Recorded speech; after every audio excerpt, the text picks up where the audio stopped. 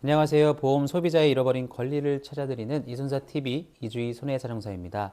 사랑하는 가족을 떠나보낸 슬픔이 채 가시기도 전에 믿었던 보험사로부터 이런 통보를 받는다면 어떠시겠습니까?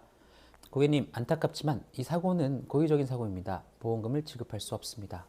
특히 고인이 우울증 등으로 힘들어하다가 목매임으로 생을 마감한 경우 보험사는 10중 8구 고의라며 지급을 거절합니다.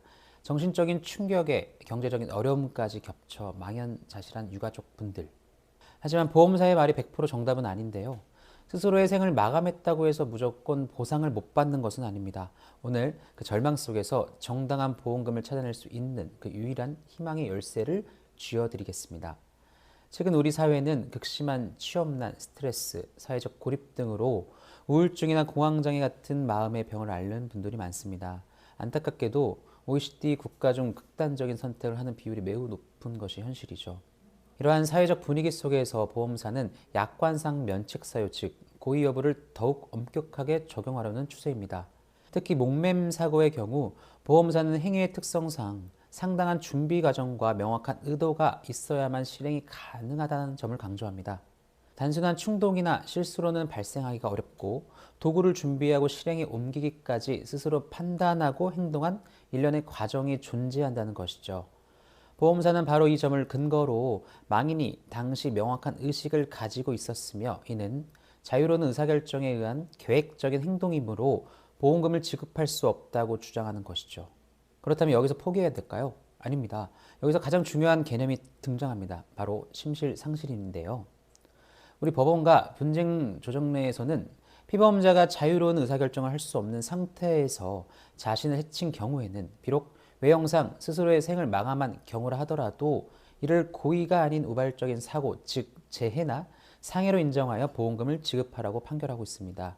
쉽게 말해 극심한 우울증이나 조현병 등으로 인해 뇌의 정상적인 판단 능력이 마비되어 본인의 명확한 의지보다는 통제할 수 없는 병적 증상이 행동을 지배한 상태라면 이는 결코 고의로 볼 수 없다는 것이죠.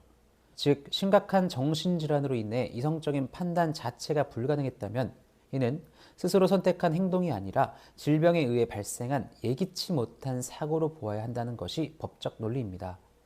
하지만 보험사는 이를 순순히 인정하려 하지 않습니다. 설령 고인이 장기간 정신과 치료를 받아왔다 하더라도 보험 실문상 심신상실을 인정하는 기준이 매우 좁고 엄격하다 보니 이를 쉽게 받아들이려 하지 않습니다. 심지어 담당 주치의가 사고 당시 환자는 심실상실 상태였던 것으로 보인다라는 소견을 내놓더라도 보험사는 이를 객관적인 입증 자료가 아닌 주관적인 의견일 뿐이라며 배제해버리기 일쑤입니다. 그렇기 때문에 단순히 고인이 생전에 얼마나 고통스러워했는지에 대한 감정적인 호소만으로는 보험사의 완고한 거절 논리를 결코 이겨낼 수 없습니다. 망인의 생전 의무기록과 처방 약물의 부작용, 경찰 수사기록 그리고 유사한 사건의 승소 판례까지 이 모든 자료를 치밀하게 분석하고 종합하여 망인이 사고 당시 명백한 심실상실 상태였다는 사실을 의학적, 법률적으로도 완벽하게 입증해내야만 합니다.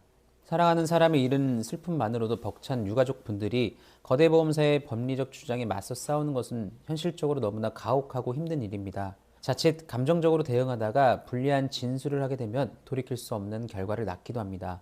목매임사고, 추락사 등 정황상 스스로 생을 마감한 것으로 추정되는 사고를 하더라도 보험금을 받을 길은 분명히 존재합니다. 포기하지 마십시오. 보험사가 외면한 여러분의 권리, 전문가의 도움을 받아 체계적으로 입증한다면 결과는 달라질 수 있습니다.